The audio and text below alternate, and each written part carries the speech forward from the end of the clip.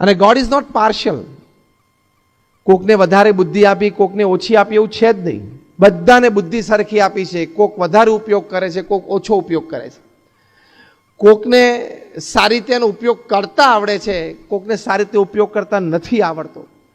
કોક માની બેઠું છે કે એને વધારે બુદ્ધિ છે એટલે એને 90% આવે છે, મારે ઓછી બુદ્ધિ છે એટલે હું 40% લાવું છું. આ બધી માન્યતાઓ છે જે ખોટી છે. God is never partial. If you decide, you can. 21મી સદીનું આ સૌથી મોટું સૂત્ર છે. If you decide, you can. Now say with me. If I decide, I can. If I decide, I can. થઈ શકે છે.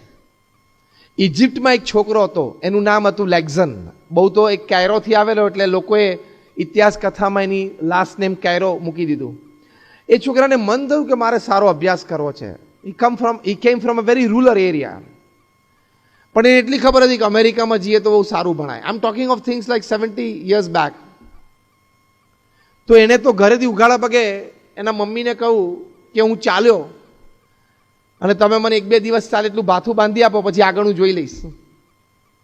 એના મધર 1-2 દિવસ ચાલ્યું એટલું બાથું બાંધી આપ્યું અને ત્યાં પોર્ટ ઉપર ગયો અને ત્યાં શિપ ઊભી હતી. તો કે કઈ શિપ આમાં અમેરિકા જાય? તો કે આ જાય છે, પણ એની ટિકિટ લેવી પડે. પૈસા મારી પાસે નથી, તમે કોઈ મજૂરી કરીશ શિપ ઉપર, પણ મારે ભણવા જવું છે. એનો એટીટ્યુડ, એના ચહેરા ઉપરનું જે સ્પાર્કલ હતી એ જોઈને કેપ્ટન એમ થયું કે આને હું લઈ જાઉં. શિપ ઉપર તો 2-3 મહિના એણે જે કંઈ નાની મોટી મજૂરી કરવાની હતી એ કરી. એ કે મારે પૈસા નથી જોતા, ખાલી મને 2 ટાઈમ જમવાનું આપજો તમે, મારે કોઈની પાસેથી પૈસા નથી જોઈતા. અમેરિકા પહોંચ્યો અને ત્યાં જઈને લોકલ ઉતરી કીધું કે સારું ભણવાનું ઠેકાણું કયું? તો કે સારું ભણવું હોય ને તો અહીંયા હાર્વર્ડ સ્કૂલ છે.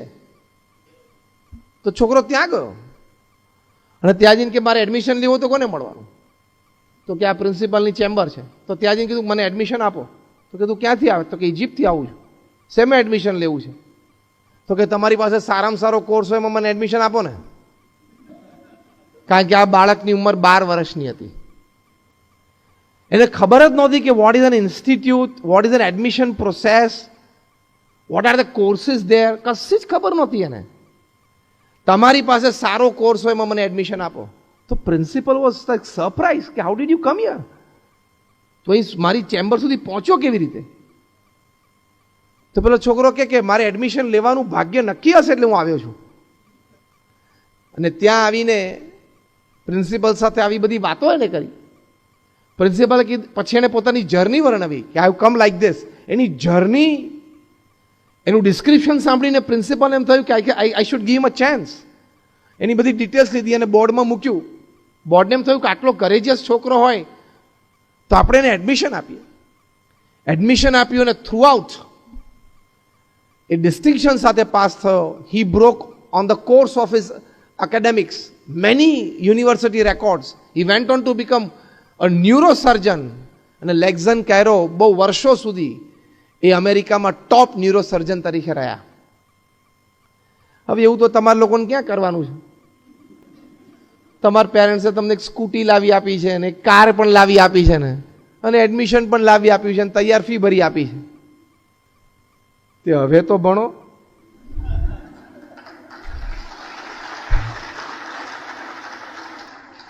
હવે તો એક્ઝામમાં પાસ થાવ. એટીટ્યુડ એવો મોડર્ન થઈ ગયો છે ને. એક એન્જિનિયરિંગમાં છોકરો ભણતો હતો 3rd યરમાં, તો મને મળ્યો. પછી ખાજીક વાત કરતા હતા. Because I like meeting students, કારણ કે they are the H.T. Patel સાહેબે હમણાં કીધું એમ ફ્યુચર ઓફ ધ કન્ટ્રી. એટલે સાજીક એની સાથે વાતચીત થઈ. મેં કહું હાઉ આર યુ સ્કોરિંગ? તો કે મારી પાસે અત્યારે મારી 2 કેટી છે. હું કેમ તું સારું ભણ્યો નહીં? તો કે Swamiji do you know the modern trend? મેં કહું શું? કે કેટી ઇઝ અ ક્રેડિટ. તો મેં કહું that's good, that's great, I never new this કે કેટી ઇઝ અ ક્રેડિટ. તો કે સ્વામી 2-3 વખત કેટી ના આવે, 2-3 વખત તમે કેટી ના ક્લિયર કરો ને ત્યાં સુધી you don't become a good engineer. You don't become a good engineer. એટલે એવા ખોટા એટીટ્યુડ રાખવાની કોઈ જરૂર નથી. Coming out with flying colour is a human endeavour, human duty અને હ્યુમન ડિગ્નિટી. એટલે સ્પોટલેસ એકેડેમિક્સ રાખવાનો એક એટીટ્યુડ હોય ને તો તમે એક્ઝામ્સમાં સારી રીતે ફેર કરી શકશો. You will have excellence in your exams. હવે લેક્ઝન કેરો જેવી તો ક્યાં આપણે પરિસ્થિતિ છે, એ કરી શકે તો આપણે કરી શકીએ. ઘણા વર્ષો પહેલાની વાત છે, કોઈ જ્યોતિષ તામિલનાડુમાં કોઈ નાના ગામડામાં ગયા હશે અને ત્યાં ગામના ચોરે બેસીને બધાનું ભાગ્ય જોતા હતા. એમાં એક માતા એમના 5-7 વર્ષના નાના બાળકને લઈને ત્યાં ચાલ્યા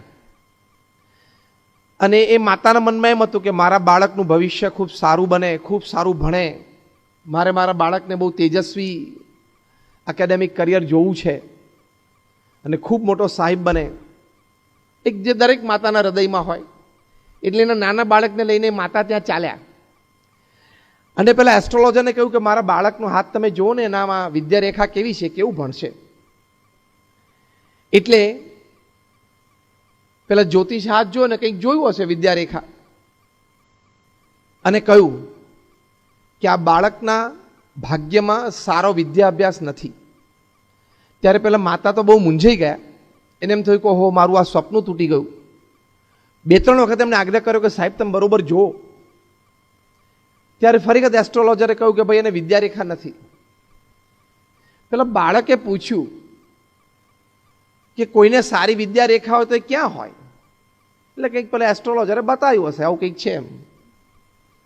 પછી તો ઘરે આવ્યા, એની માતા તો ખૂબ રડ્યા કે મારો બાળક સારો અભ્યાસ નહીં કરી શકે. બાળક તો રસોડામાં ગયો, કિચન નાઇફ હાથમાં લીધી અને ચીરો પાડી દીધો હાથમાં. જે રેખાની દિશા પેલા જ્યોતિષે દેખાડી હતી અને લોહીની ધાર છૂટી. એની માતાએ જોઈને ચીસ પાડી કે તે શું કર્યું? ત્યારે પેલા નાના બાળકે કહ્યું કે મમ્મી, ભગવાન મારા હાથમાં વિદ્યા અભ્યાસની રેખા મૂકતા કદાચ ભૂલી ગયા હશે તો આજે મેં મૂકી દીધી. This is how you excel in your exams. મેં મૂકી દીધી. હું અભ્યાસ કરીશ, સારો અભ્યાસ કરીશ, પરદેશ ભણવા જઈશ અને પરદેશ ભણાવીશ પણ ખરો. That little boy, he went to England for his studies. He became MA with English from Oxford University. Later on, he became visiting faculty at Oxford. And he also became the President of India. I'm talking of Dr. Sarvapalli Radhakrishnan. Excellence in academics. Excellence in exams. તો આવા દ્રઢ મનોબળ સાથે તમે ચાલો તો શું ના કરી શકો? અને તમારી પાસે 2-3 સારી પ્રોફેશનલ ડિગ્રીઝ હોય તો યુ રૂલ ધ વર્લ્ડ. કેમ્પસમાં કંપનીઝ આવે ત્યારે આપણે શું કામ લાઈનમાં ઊભા રહીએ? એની ઓફિસે તો કોઈ દિવસ લાઈનમાં નહીં ઊભું રહેવાનું. કેમ્પસમાં શું કામ લાઈનમાં ઊભા રહીએ? They should come to you personally. એવું એકેડેમિક ક્વોલિફિકેશન હોવું જોઈએ કે ગૂગલ કે માઇક્રોસોફ્ટ કે કોઈ પણ એમએનસીનો એચઆર તમારું નામ સાથે તમને શોધતો કોલેજમાં આવવો જોઈએ. 15,000ની નોકરી માટે એપ્લિકેશન તમે કરો અને પછી લાઈનમાં ઊભા રહો, 150મો નંબર હોય, 3.5 કલાક લાઈનમાં ઊભા રહો, પછી બહાર આવીને જાહેરાત થાય ચલો ભાઈ કેન્ડિડેટ સિલેક્ટ થઈ ગયો, બાકીના બધા ઘરે જાઓ. એવી લાઈનમાં શું ઊભું રહેવાનું? અત્યારે સોશિયલ મીડિયા ઉપર ટાઈમ કાઢશો, મિત્રો સાથે ફૂટપાથ ઉપર ઊભા રહીને ગપ્પા મારશો, કોલેજમાં બાઇક ઉપર શાંતિથી બેસીને જલસા કરશો ને, તે 15-20 હજારની નોકરીમાં લાઈનમાં જ ઊભું રહેવાનું છે. બહાર સહેલું નથી. અત્યારે તમે બધા ઇન્ક્યુબેશનમાં છો. પેલું નાનું બેબી જન્મે ને બિચારું પ્રોટીન વિટામિન રહિત હોય ને, એના બહુ એનર્જી ના હોય ને, પ્રીમેચ્યોર હોય ને, એટલે એને પેલા ગ્લાસ ક્યુબમાં રાખે, એટલે એનું બધું પોષણ કરે. એમ અત્યારે તમે બધા ઇન્ક્યુબેશન સ્ટેજમાં કહેવો. તમારા માતા પિતા તમારું બધું પોષણ કરે, પૈસા આપે ને, ફી ભરે ને, ટ્યુશનના પૈસા આપે ને બધું. ઇન્ક્યુબેશન સ્ટેજ મળી તમે બહાર આવશો ને રિયલ રોડ ઉપર, ત્યારે બહુ ચોખ્ખી દેશી ભાષામાં જે સમજાવે છે ને કે કેટલા 20-100 થાય ને ધોળે દિવસે તાર આવી જશે. આઈ નો મોર દેન about 10 boys who have done their MBAs from renowned universities. Couple of them here in Vadodara, who are working for 8,000 rupees and 10,000 rupees, and that too after sitting off without job for 6 to 8 months, 10 to 12 months after their graduation. તમે એમ ના માનતા કે બહાર બધું સહેલું છે? તમે એમ પણ ન માનતા કે મારા પડોશમાં તો જો પેલા કાકા છે ક્યાં ભણ્યા છે તો જો ને ધંધો કરે છે ને મર્સિડીઝ ફેરવે છે. એનો વાદ ના લેશો. એવા 10, 15, 25 હજાર એક જ જણો હોય છે. તું એવો થઈ જઈશ એવું ના માનીશ. Got my point? This kind of people are 1 in thousands, 1 in lakhs કે એનું નસીબ ચાલી ગયું. એટલે એવાનો વાદ નહીં લેવાનો કે ચલ ને યાર બીકોમ થયા ના થયા કે તો ધંધો મસ્ત કરી લેશું. હું 4 જણાને ઓળખું છું એ લોકો ભણ્યા નથી તો મસ્ત ધંધો કરે છે. કદાચ થઈ જાય તારાથી પણ નહીં થાય તો તે દિવસે અફસોસનો પાર નથી. અને બહુધા નથી થતા. એ 99.99% ને નથી થતા તો 0.01 કોક પાસ થઈ જાય છે એમાંથી. નસીબના જોરે ચાલી જાય છે. પણ આપણે જ આપણું કેલિબર એવું ડેવલપ ના કરીએ કે વાય શુડ યુ લે your future on your luck. Chance મળી જશે કંઈક ધંધાનો તો કરી લેશું. એવા ચાન્સ ઉપર શું કામ તમે ડિપેન્ડન્ટ રહો છો? તમારા પુરુષાર્થ ઉપર, તમારી તાકાત ઉપર તમે ડિપેન્ડન્ટ રહો ને. તમારા પુરુષાર્થ ઉપર તમે ડિપેન્ડન્ટ રહો. That is what the prime minister of India has taught us in the last few decades. ત્યારે ફરી વખત એસ્ટ્રોલોજરે કહ્યું કે ભાઈ એને વિદ્યારેખા નથી. પેલા બાળકે પૂછ્યું કે કોઈને સારી વિદ્યારેખા હોય તો એ ક્યાં હોય?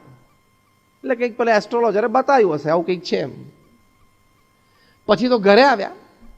એની માતા તો ખૂબ રડ્યા કે મારો બાળક સારો અભ્યાસ નહીં કરી શકે. બાળક તો રસોડામાં ગયો, કિચન નાઇફ હાથમાં લીધી અને ચીરો પાડી દીધો હાથમાં. જે રેખાની દિશા પેલા જ્યોતિષે દેખાડી હતી અને લોહીની ધાર છૂટી. એની માતાએ જોઈને ચીસ પાડી કે તે શું કર્યું? ત્યારે પેલા નાના બાળકે કહ્યું કે મમ્મી, ભગવાન મારા હાથમાં વિદ્યા અભ્યાસની રેખા મૂકતા કદાચ ભૂલી ગયા હશે તો આજે મેં મૂકી દીધી. This is how you excel in your exams. મેં મૂકી દીધી. હું અભ્યાસ કરીશ, સારો અભ્યાસ કરીશ, પરદેશ ભણવા જઈશ અને પરદેશ ભણાવીશ પણ ખરો. That little boy, he went to England for his studies. He became MA with English from Oxford University. Later on, he became visiting faculty at Oxford. And he also became the President of India. I'm talking of Dr. Sarvapalli Radhakrishnan. Excellence in academics, excellence in exams. તો આવા દ્રઢ મનોબળ સાથે તમે ચાલો તો શું ના કરી શકો? અને તમારી પાસે 2-3 સારી પ્રોફેશનલ ડિગ્રીઝ હોય તો યુ રૂલ ધ વર્લ્ડ. કેમ્પસમાં કંપનીઝ આવે ત્યારે આપણે શું કામ લાઈનમાં ઊભા રહીએ? એની ઓફિસે તો કોઈ દિવસ લાઈનમાં નહીં ઊભું રહેવાનું. કેમ્પસમાં શું કામ લાઈનમાં ઊભા રહીએ? They should come to you personally. એવું એકેડેમિક ક્વોલિફિકેશન હોવું જોઈએ કે ગૂગલ કે માઇક્રોસોફ્ટ કે કોઈ પણ એમએનસીનો HR તમારું નામ સાથે તમને શોધતો કોલેજમાં આવવો જોઈએ. 15,000ની નોકરી માટે એપ્લિકેશન તમે કરો અને પછી લાઈનમાં ઊભા રહો, 150મો નંબર હોય 3.5 કલાક લાઈનમાં ઊભા રહો, પછી 12 આવીને જાહેરાત થાય ચલો ભાઈ કેન્ડિડેટ સિલેક્ટ થઈ ગયો, બાકીના બધા ઘરે જાઓ. એવી લાઈનમાં શું ઊભું રહેવાનું? અત્યારે સોશિયલ મીડિયા ઉપર ટાઈમ કાઢશો, મિત્રો સાથે ફૂટપાથ ઉપર ઊભા રહીને ગપ્પા મારશો, કોલેજમાં બાઇક ઉપર શાંતિથી બેસીને જલસા કરશો ને તે 15-20 હજારની નોકરીમાં